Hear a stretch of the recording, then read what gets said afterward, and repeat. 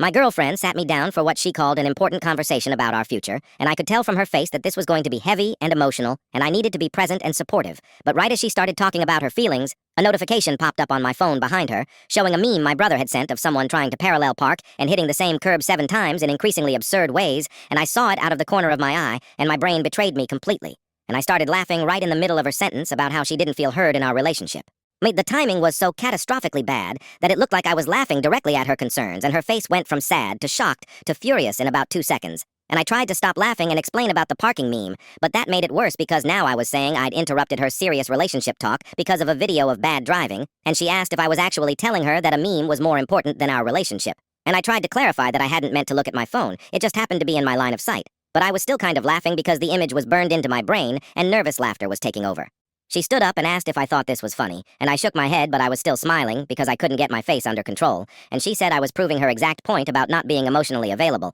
and I tried to compose myself and look serious, but every time I thought I had it together, I'd remember the car bouncing off the curb repeatedly, and another laugh would escape, and she started crying, and said she couldn't believe she was crying about our relationship, while I sat there giggling like a child. And honestly, she was right to be upset because from her perspective, I was having the most inappropriate reaction possible to what was clearly relationship-ending territory. I finally managed to stop laughing and apologized and tried to explain the meme situation again, but she said the meme wasn't the problem. The problem was that I'd chosen that moment to look at my phone and laugh, and I tried to explain that I hadn't chosen anything. My eyes had just wandered and my brain had processed the image before I could stop it, but that sounded like I was making excuses. And she said maybe we needed to take a break. And I said, a break from what? And she said from each other, and I realized the parking fail video had just cost me my relationship. She left my apartment, and I sat there staring at my phone, trying to understand how a 15-second video of terrible driving had destroyed a 2-year relationship. And I called my brother and told him his meme had just gotten me dumped. And he asked what I meant, and I explained the timing, and he was silent for a long moment, and then said that was the worst possible moment for a notification, and I said I was aware. And he said he was sorry, but also that parking video was objectively hilarious, and I said that was not helping, and he said he'd stop sending memes during regular relationship hours, and I said there were no more relationship hours because I was single now. My roommate came home and asked why I looked devastated, and I told him the whole story, and he said I needed to go fix it immediately, and I said how do you fix laughing at someone's feelings, and he said by explaining it was an accident and showing genuine remorse, and I said I tried that, but I was still laughing while apologizing, and he said that was definitely bad, and I said everything about the situation was bad, and he suggested I go to her place and apologize in person without any screens nearby, and I said that seemed reasonable, so I drove to her apartment and knocked on the door. And she answered looking like she'd been crying and asked what I wanted, and I tried to apologize. But the second I started talking, I remembered her face when I'd laughed and how hurt she'd looked, and I felt terrible, and my eyes started watering,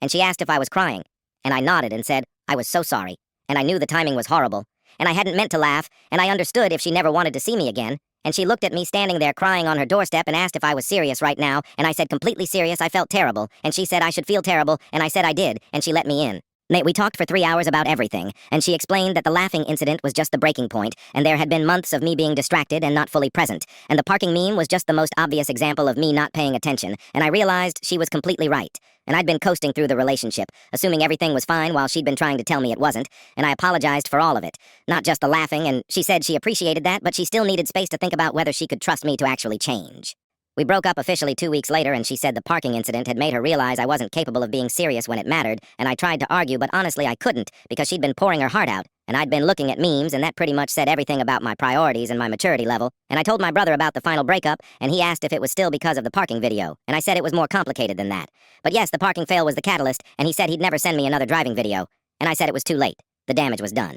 My friends asked how the relationship ended, and I had to explain that I'd laughed during a serious conversation because of a meme, and they all looked at me like I was the worst boyfriend in history, and one of them said that was genuinely insane timing, and another said I should probably put my phone in another room during important talks, and I said I'd learned that lesson the hard way, and they asked if I missed her, and I said constantly, but every time I thought about reaching out, I remembered laughing in her face while she cried, and I felt too ashamed to try. 6 months later, I ran into her at a coffee shop, and we had an awkward conversation where she asked how I was doing, and I said better, and asked about her, and she said she was seeing someone new, and I said that was good, and she said he was very attentive, and never looked at his phone during conversations, and I said that sounded pointed, and she said it was, and I deserved it, and honestly, she was right, and as I walked away, I thought about how a 15-second parking fail video had taught me more about being present and emotionally available than 2 years of relationship had, and I deleted all my meme group chats, and started putting my phone face down during any conversation that mattered. My brother still felt guilty and would occasionally ask if I blamed him, and I said no, I blame myself for not having better impulse control. And he said the parking video was really funny though, and I said I knew it was, and that was the problem, and he said maybe in another timeline I'd seen the meme at a different time and still had a girlfriend,